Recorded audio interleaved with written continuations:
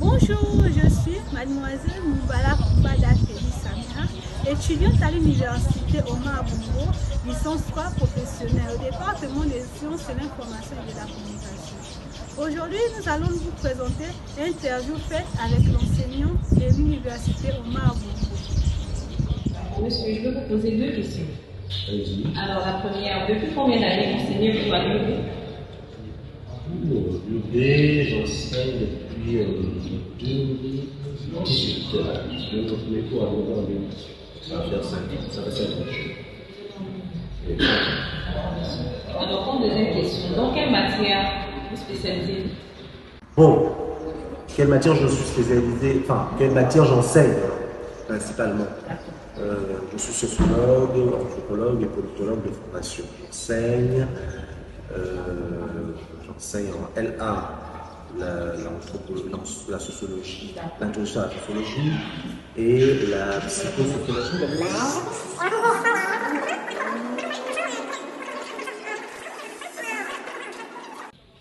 Monsieur Gemaïli, s'il vous plaît, pourquoi avez-vous choisi l'enseignement en général et à l'université en particulier?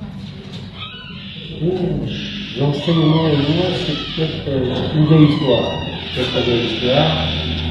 Mon père était enseignant en même temps que j'avais dans l'administration. Ma mère était également enseignante, enseignante à la retraite. Donc, je vais dire, je suis militant, j'ai exercé, j'ai étudié là-dedans. Et puis, à tort ou à raison, je considère que c'est un métier noble. Je pense que c'est le métier le plus noble, le métier de l'enseignement.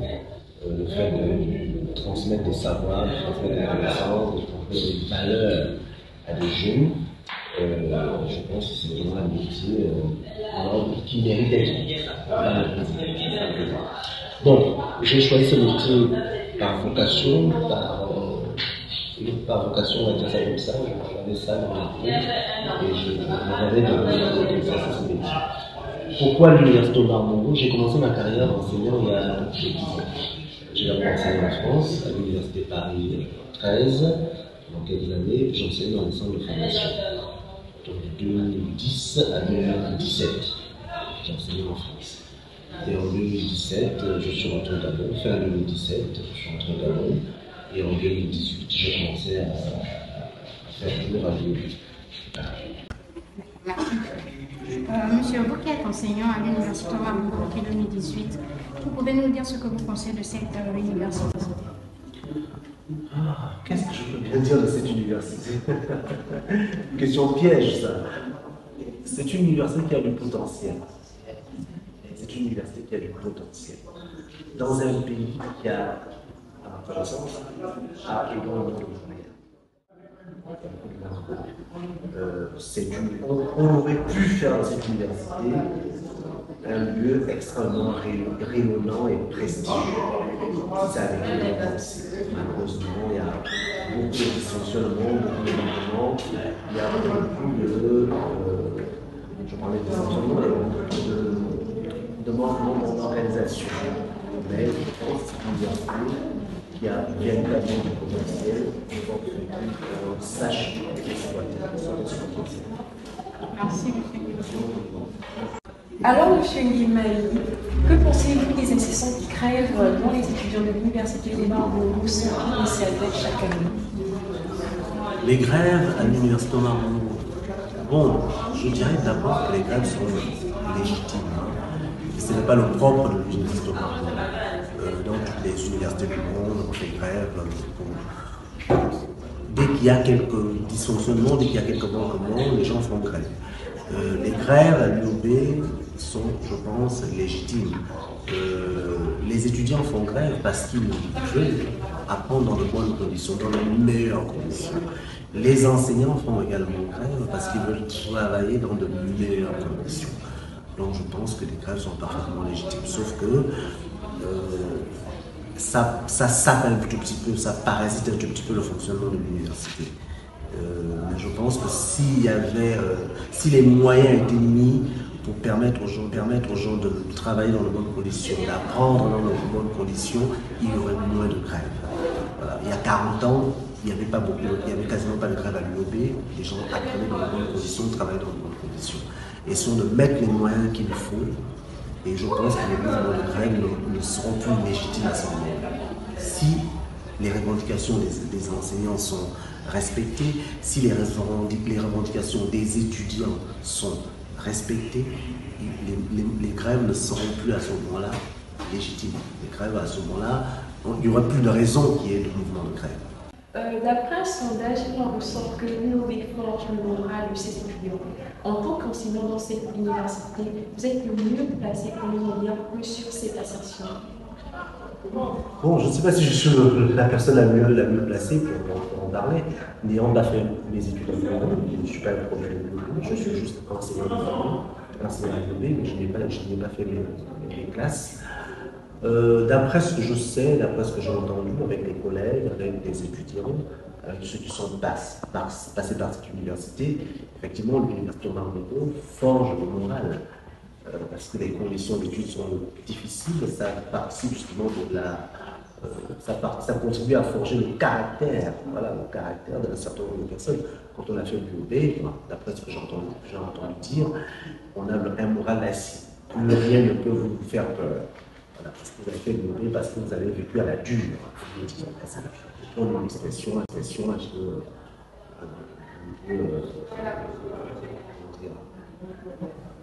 trivial, voilà. On a vécu à la dure à l'université. Donc, je pense que ça forge le caractère et ça participe de la construction justement du mental des étudiants. Il faut vivre à l'université, il faut vivre ça. Merci. Monsieur Nguema Eyi, pensez-vous que si les étudiants de l'université Omar Bongo étaient dans les meilleures conditions d'apprentissage, ils feraient de meilleurs résultats comparés à nous? Je pense que oui, ce n'est pas seulement le cas de l'université Omar Bongo, de façon générale, les gens apprennent mieux lorsqu'ils travaillent dans les meilleures conditions. C'est un phénomène, je suis sociologue, c'est un phénomène mondial. C'est clair que quand on est 15 dans une salle de classe et quand on est 100 dans une salle de classe, on n'apprend pas dans les mêmes conditions, les conditions d'études. Quand on est dans des salles équipées, on apprend dans les mêmes conditions, on apprend mieux, on assimile mieux. Quand on a des salles climatisées, quand on a des tables, des bancs pratiques, forcément on apprend dans les meilleures conditions. Et les conditions d'études, c'est aussi la bourse. Quand les étudiants font 8 mois sans percevoir leur bourse, ils travaillent dans les conditions. Nous avons s'attend à quelle apparition. Quand les étudiants savent que sa bourse passe tous les mois, il a le moral. Quand un étudiant, j'ai été étudiant, quand un étudiant sait qu'il a le droit de payer son loyer et qu'il a le droit de manger correctement, ben il apprend dans de bonnes conditions. Il est beaucoup plus motivé. Ce sont des sources de motivation. Alors, les étudiants qui font 8 mois, 1 an sans percevoir leur bourse, vous attendez à quel résultat? Ils ne seront pas forcément très motivés. Les étudiants qui habitent dans des conditions difficiles, qui habitent loin de l'université, parce que le campus est fermé, ils habitent loin de l'université, vous attendez à quel résultat? Vous pensez qu'ils vont être motivés? Non, c'est source de démotivation.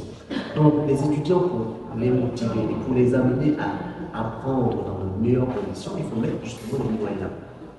Quand les étudiants apprennent dans de meilleures conditions, ils fournissent beaucoup d'efforts, ils sont motivés et ils donnent de meilleures résultats. Je pense, je pense que c'est ça.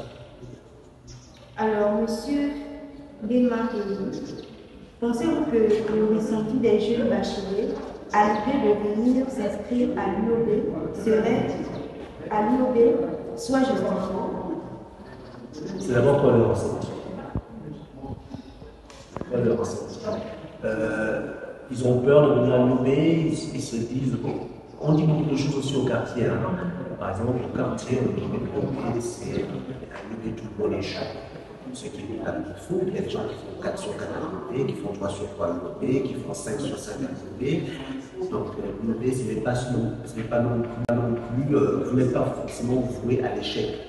Et l'UOB, c'est pas forcément, c'est pas une machine à produire raté, ce n'est pas une machine à produire, ce n'est pas une machine à produire des vauriens ou des chômeurs.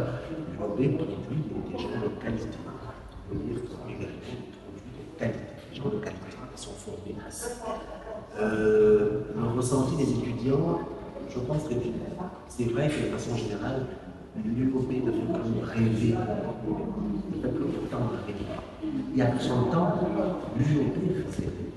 Il y a 40 ans, l'UOB faisait rêver. Quand un étudiant était au lycée, il n'avait qu'un seul rêve, c'est entrer à l'université au Maroc. L'université au Maroc faisait rêver. À cause justement des conditions d'études.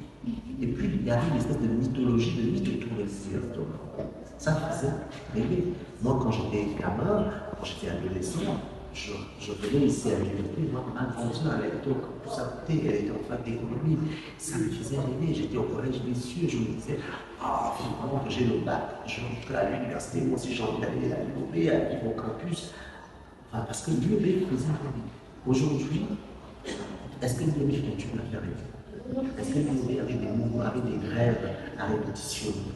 Est-ce que l'UOB fait encore rêver? On s'interroge. Beaucoup d'étudiants rêveurs aujourd'hui rêvent de sortir du pays, d'aller dans les écoles qui privées parce que l'UOB ne fait plus rêver. Donc il appartient aux autorités de ce pays et notamment aux responsables de l'université de recréer le mythe qui est avec l'université. Il faut le recréer. Il faut faire rêver les jeunes qui sont ici, qui rêvent d'entrer à l'université. Il faut justement tuer un peu cet imaginaire. C'est dans l'imaginaire collectif qu'on a tendance à penser que à l'université au Maroc, rien de beau ne sort de là-bas, rien de beau ne sort de là-bas. Or, l'université au Maroc forme des gens qui forment des gens de qualité. Et à l'université au Maroc, on réussit, on n'échoue pas systématiquement. J'ai des étudiants, on a des étudiants ici en master 2, donc 4 sur 4, qui n'ont repris aucune classe, qui n'ont jamais échoué. Donc il y a bel et bien des étudiants, des exemples, ce ne sont pas des cas isolés, hein. Il y a des centaines d'exemples d'étudiants qui ont fait 3 sur 3 de la première année en licence à l'UOB, qui ont fait 5 sur 5 de la première année jusqu'en master 2 à l'UOB, sans redoubler, sans échouer, et qui sont des modèles de réussite et d'excellence. Donc l'UOB, ce n'est pas non plus une machine à produire des cancres. Non, l'UOB produit des gens de valeur. Ça, il faut le dire, il faut le répéter. Merci, monsieur Ndima. Merci d'avoir répondu favorablement à notre invitation. C'est moi qui vous remercie.